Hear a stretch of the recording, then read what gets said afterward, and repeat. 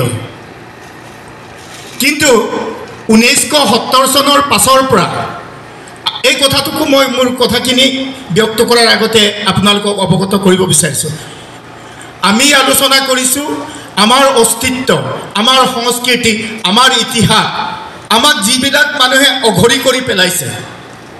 আমাক মাটিৰ স্বাধীনতাৰ পৰা মাটিৰ অধিকাৰ পৰা যিবিলাক মানুহে আমাক বঞ্চিত কৰিব বিচাৰিছে জনজাতিসকল হৈছে সাংঘাতিক প্ৰকৃতি প্ৰেমী নদী নহলে জনজাতি মানুহ জীয়াই থাকিব নাজানে মাগুৰ মাছ কেনেকৈ ধৰিব লাগে গৰৈ মাছে কেতিয়া কণী পাৰে কোনটো কেনেকুৱা পানীৰ হুতত কণী পাৰে এইটো কোনে জানে জনজাতি মানুহে জানে অসমৰ খিলঞ্জীয়া মানুহে জানে অসমৰ খিলঞ্জীয়া মানুহ বুলি ক'লে আপোনালোকে সকলোৱে বুজি পায় সেই অসমৰ খিলঞ্জীয়া মানুহবিলাকে জানে গতিকে ইয়াত নদী এটা মৰি গ'লে ইয়াৰ যদি জলাশয় এটা মৰি যায় ইয়াৰ যদি পিটনি এটা মৰি যায় ইয়াৰ যদি চহৰ অঞ্চল এটা নাইকিয়া হৈ যায় তেতিয়া আমাৰ কি হয় জনজাতিসকল বেঘৰ হৈ যায় মানে ঘৰ বাৰী নাইকিয়া হৈ যায় আজি লাইকা দদিয়াৰ কথাবিলাকক আপোনালোকে নিশ্চয় উপলব্ধি কৰিব পাৰিছে মানে আজি এই আমাৰ অঞ্চলবিলাকক লাহে লাহে আমাৰ অজ্ঞাতে 1971 চনত বাংলাদেশত যেতিয়া মুক্তি সংগ্ৰাম হৈছিলে এছাম মানুহ তেতিয়া আহিলে ভাৰত পাৰ্টিশ্যনৰ সময়ত এছাম মানুহ আহিলে আৰু সেই কোন কোন ইয়াত আহিছিলে আমি ক'ব পাৰোঁ মানে তাৰ নাম সৈতে আমি আঙুলিয়াই দিব পাৰোঁ মানে বেছি ঘৰ নাছিলে তেতিয়া ইয়াত কেইঘৰ মিয়া আছিলে কেইঘৰ গৰীয়া আছিলে কেইঘৰ দেখি মুছলিম আছিলে আঙুলিৰ মূৰত লিখিব পৰা কিন্তু আজি আপুনি লক্ষ্য কৰক ৰেলৱে ষ্টেচন বেদখলকাৰীৰে আৱৰি পৰিলে আমাৰ অথনি TMKৰ প্ৰেচিডেণ্ট মহোদয় কৈছে কবু চাপৰি আমি প্ৰপ'জ চিৰিজ অফ ফৰেষ্ট 1950 চনৰ ভূমিকম্পৰ আগত আমাৰ গাঁও আছিলে এইটো কবু গাঁও আছিলে সেই কবু গাঁৱৰ মাজেদি আমাৰ বুংকু নদীখন বৈ গৈছিলে তেতিয়া লালি বৈ যোৱা নাছিলে আমাৰ মাটি আছিলে আমাৰ তাত ঘাম আমাৰ তেজ তাত সম্পৃক্ত হৈ আছিলে সেই মাটিটো সৈতে আমাৰ কি আছে স্বাভিমানৰ লগত সম্পৰ্ক আছে মানে এই মাটিবিলাক যেতিয়া বেদখল কৰিছিলে তেতিয়া আমাৰ অন্তৰে কান্দিছিলে কিন্তু ক'ব পৰাৰ কি নাছিলে ৰাজনৈতিক পটভূমি নাছিলে না প্ৰতিবাদ কৰিব পৰা ৰাজনৈতিক পটভূমি নাছিলে সেই কবু চাপৰি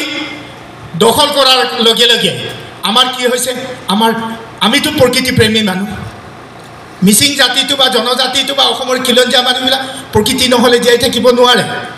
আজি বিহুগীত এশাৰী গাবৰ কাৰণে বিহুগীতত যদি প্ৰকৃতিক ৰিজনি কৰি বিহুগীত নাগায় ঐনিতম এশাৰী গাবলৈ গ'লে ঐনিতমত প্ৰকৃতিৰ কথাই কোৱা আছে নৈ বিল খাল জুৰিৰ কথা কোৱা আছে আমি আইনৰ কথা বাদ দি লৈছোঁ এই মাটিৰ পৰা যদি আমাক বিচ্ছিন্ন নকৰে এই মাটিৰ যদি হোৱাক আমাক ল'ব নিদিয়ে এই মাটিটো যদি আমাতকৈ বেছি চালাক আমিতো ইমান সংঘাত কৰি পোৱা নাই আগৰ দিনততো আমাৰ ইয়াত বেলেগ মানুহ আহিলে আমি প্ৰতিবাদেই কৰিব নাজানিছিলোঁ আমাক যে অৰ্থনৈতিকভাৱে ৰাজনৈতিকভাৱে নিষেধ কৰি পেলাইছে সেই কথাবিলাক আজি আমি উপলব্ধি কৰিব পৰা নাছিলোঁ সেই বেৰা চাপৰি মুনমুনি চাপৰিত যেতিয়া হেৰি খেতি কৰে এই শাক পাচলি খেতি কৰে সেই খেতি কৰি পেলাই তেওঁলোকে যেতিয়া ইয়াত অৰ্থনৈতিকভাৱে স্বাৱলম্বী হ'বলৈ ল'লে তেতিয়া আমাৰ মানুহবিলাক কিন্তু অৰ্থনৈতিকভাৱে দুখীয়া হৈ আছে ন গতিকে এই মানুহবিলাকক বিতৰণ কৰাটো মই ভাবোঁ মই ইয়াৰ এগৰাকী জ্যেষ্ঠ নাগৰিক হিচাপে মই ভাবোঁ আমাৰ এইটো অস্তিত্ব ৰক্ষাৰ কাৰণে আটাইতকৈ এইটোৱে ভাল পদক্ষেপ আৰম্ভ হৈছে গতিকে মই আশা ৰাখিছোঁ ছাত্ৰ সংগঠনবিলাকে এই মুহূৰ্তত মই আহোম মই মটক মই মৰাণ মই দেউৰী মই ৰাভা মই ভোজপুৰী ছাত্ৰ সংগঠন মই পূৰ্বোত্তৰ মাৰোৱাৰী এইবিলাক চাবলৈ সময় নাই যিসকল মানুহে অবৈধভাৱে আমাৰ ভাৰতীয় হ'বই নোৱাৰে আমাৰ মানুহ হ'বই নোৱাৰে সেই মানুহসকলক আমি চিনাক্ত কৰিব লাগে আৰু তেওঁলোকক আমি আইনক সহায় কৰিব লাগিব আইনক সহায় নকৰিলে আজি আপুনি চাব মোৰ বাহিৰ জনাই প্ৰায় 18 বিঘা মাটি আছে মোৰ দেউতা সেই 1950 চনৰ ভূমিকম্পত মুৰকংচেলেগৰ পৰা আহি বাহিৰ জনাই তিতাপিলৈ মুকলি কৰা মাটি সেই মাটিৰ আজিলৈকে নামেই নাই দেউতাৰ। কিন্তু আপুনি চাব জনাই বজাৰত সেই ষ্টেচনৰ ফালে ফালে মই বেয়া নাপাব, নিজৰ মাটি বাৰীৰ কাৰণে কাৰোবাক যদি আঙুলি টুৱাই ক'ব লগা হয় তাত কেতিয়াও মানে অলপো দুখ নালাগে মানে। আৰু কাৰোবাক মোৰ মাটি বাৰী ৰক্ষাৰ কাৰণে মানে কাৰোবাক যদি অলপ অশ্লীল বাক্য ব্যৱহাৰ কৰি ক'ব লগা হয় তাতো মোৰ কোনো কুণ্ঠাবোধ নাই। কিন্তু আজি আপুনি চাব ষ্টেচনত, সেই ষ্টেচনত প্ৰত্যেকজন মানুহৰ আজি কি আছে? আধাৰ আছে। মাটিৰ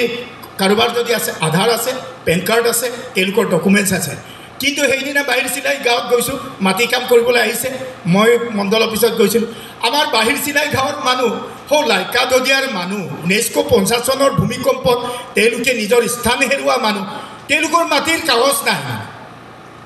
চৰকাৰী মাটি হৈ আছে মানে। আমাৰ মানুহে এই মাটি কাগজ পত্ৰবিলাকক নথিভুক্ত কৰিব নোৱাৰাৰ কাৰণে আনেও আমাক কি কৰিছে, সেই মাটিবিলাকক বেদখল কৰাৰ সুযোগ পাইছে। আৰু মই কালি ইপিনে হেৰিয়াত গৈছিলোঁ,